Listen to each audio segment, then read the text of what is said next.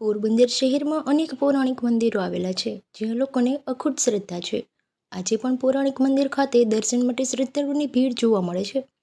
આવું જ એક મંદિર પોરબંદરના વાણિયાવાડ વિસ્તારમાં આવેલું છે. તે માત્ર માતાજીનું મંદિર. આ મંદિર 200 વર્ષ કરતાં જૂનું છે.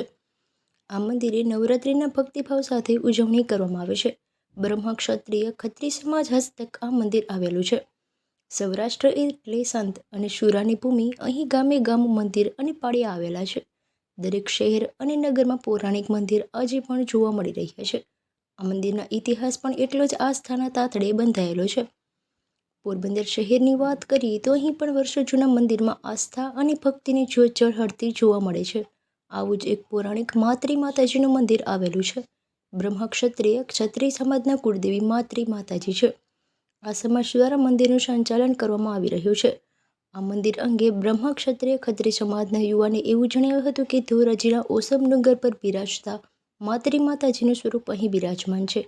ઓસમ ડુંગરમાં માતાજીનું જે સ્વરૂપ છે તે સ્વરૂપની મૂર્તિ લાખાદાસા બળેજાએ બનાવી હતી. આજે બ્રહ્મક્ષત્રિય ખત્રી સમાજ ઉપરાંત અન્ય સમાજના લોકો પણ અહીં નિયમિત દર્શનાર્થે આવે છે. અહીં ચૈત્ર અને આસો નવરાત્રિની ભક્તિભાવ સાથે ઉજવણી કરવામાં આવે છે. આસો નવરાત્રિમાં નાની બાળાઓ અને ભાઈ બહેનો ગરબે રમે અને માતાજીની આરાધના કરે છે. જે રીતે મંદિરની ભદ્રકાળી માતાજીની પૌરાણિક ગરબીમાં આધુનિક ઉપકરણો જોવા કે સાઉન્ડ સિસ્ટમનો ઉપયોગ થતો નથી, તેમ માત્રી માતાજીના મંદિરે પણ આધુનિક ઉપકરણો વિના ગરબાનું આયોજન થાય છે. માત્ર ઢોલ અને ઝાંઝની મદદથી અને ગરબા પણ મોઢેથી બોલવામાં આવે છે.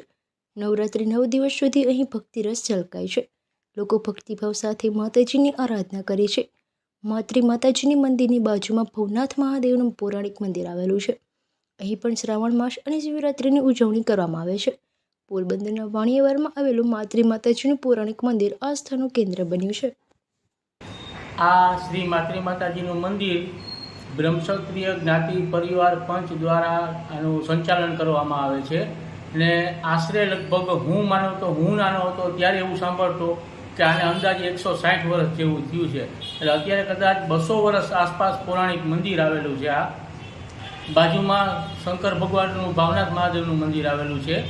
આ મંદિર માત્રી માતાજી જે ઓસમ ડુંગર પાટણવાવ માતાજી બિરાજે છે ડુંગર ઉપર, એનું જ સ્વરૂપ માત્રી માતાજીનું આ મંદિર છે. અહીંયા વર્ષ દરમિયાન આસો નવરાત્રિમાં નવરાત્રિનું આયોજન કરવામાં આવે છે, જેમાં પરંપરાગત પુરુષો કોઈપણ જાતના માઇક્રોફોન વગર ગાય અને બધાને સાથે ગાવાનું અને ઢોલને ઝાંઝના સથવારે માતાજીના ગરબા પૌરાણિક ગરબાઓ ગાઈ ને માતાજીની આરાધના કરવામાં આવે છે. દુર્ગાષ્ટમીનો અહીંયા યજ્ઞ કરવામાં આવે છે.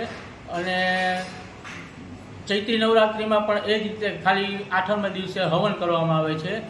દિવાળી દરમિયાન બેસતા વર્ષના દિવસે વર્ષના પ્રથમ દિવસે અહીંયા અન્નકૂટના મહાદર્શન પણ આયોજન કરવામાં આવે છે. અહીંયા રાત્રે પુરુષો ગરબી રમે છે, તેવી રીતે સાંજે મહિલા મંડળ દ્વારા બૈરાઓ માટે કોઈપણ જાતની ફી વગર કે કોઈપણ જાતના ઓલા વગર જેને રમવું હોય તે ગરબા રમી શકે છે.